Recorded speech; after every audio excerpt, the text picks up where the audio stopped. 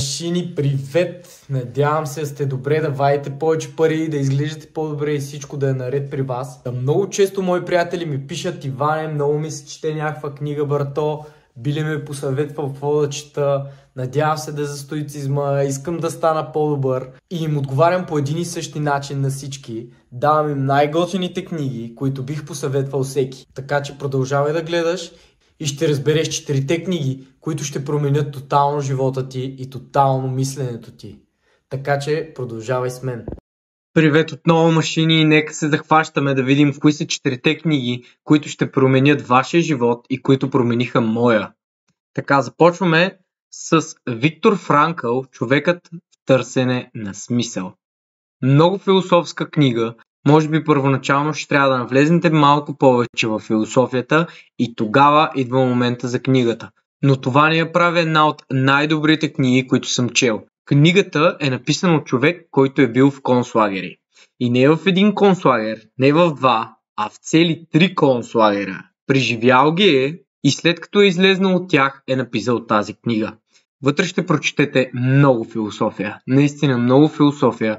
Ще видите, че нещата се случват дори и да искате и да не искате. Но въпросът е ние как реагираме на тях. И ще видите някои много интересни мисли.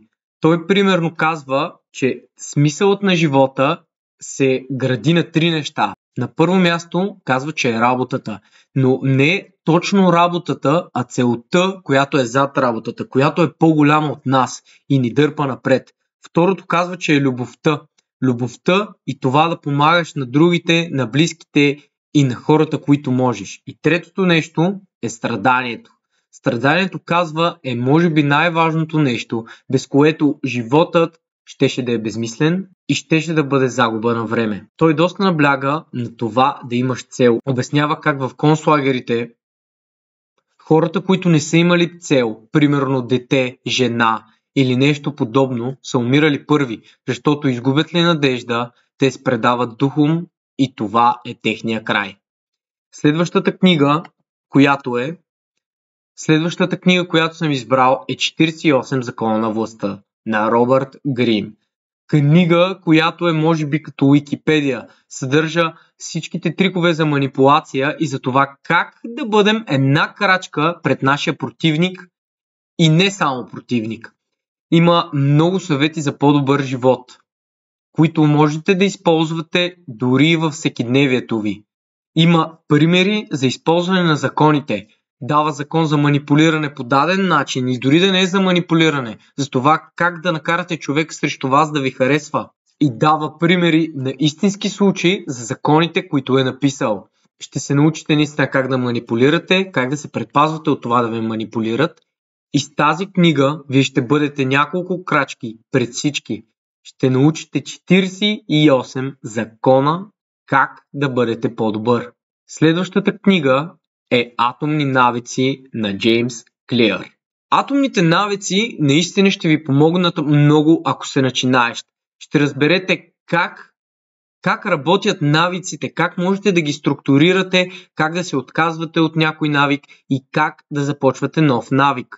Ще научите как малките промени водят до големи резултати, как ако всеки ден се подобряваме само с 1%, ние след 300 дена ще бъдем 300% по-добри, отколкото сме били преди да започнем да се подобряваме. Ще научите как да си структурирате навиците и как да се структурирате като цяло целия ден, за да може всичко да върви по план. Защото ако нямаме план, сме тотално изгубени. Затова не само прочетете тази книга, а ще е добре да започнете и един to-do list. Аз правих може би 2 години to-do list и сега в момента съм с Habit Tracker, където следя моите навици. Казвам си, че искам да медитирам 20 дена от 20, следя си ги, пиша си медитация и си слагам и си зачерквам всеки път, когато медитирам, всеки ден.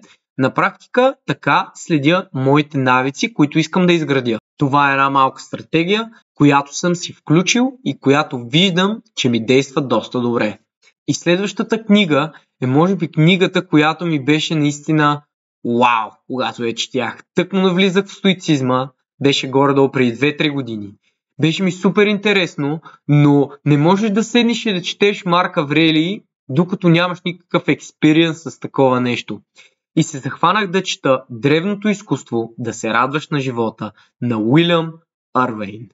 Уникална, препоръчвам с 2 ръце, наистина ако сте начинаещ и ако искате да прочетете нещо, което ще промени тотално живота ви, това е книгата.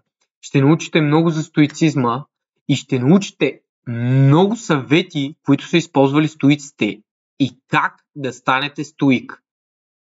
Ще бъде вашия пътеводител за справянето с трудностите и не само с трудностите, а като цяло вашия пътеводител за живота. Ще научите как да имплементирате във вашия живот Мементо Мори и Амор Фати. Мементо Мори е като напомняне за това, че си смъртен и че всеки един момент можеш да напуснеш живота. Така че казвай на близките ти, че ги обичаш. Бъди по-добър човек и не губи време. А Амор Фати означава да се радваш на съдбата такава каквато е. Някои неща не зависят от теб, така че просто ги остави и мисли за тези неща, които можеш да промениш и можеш да подобриш. Влагайте енергия само и единствено в нещата, които зависят от вас и които можете да промените. Това са моите 4 книги, които бих ви посъветвал да прочетете и които гарантирам, че ще променят вашия живот. Последвайте още, за да получавате подобна ценна информация.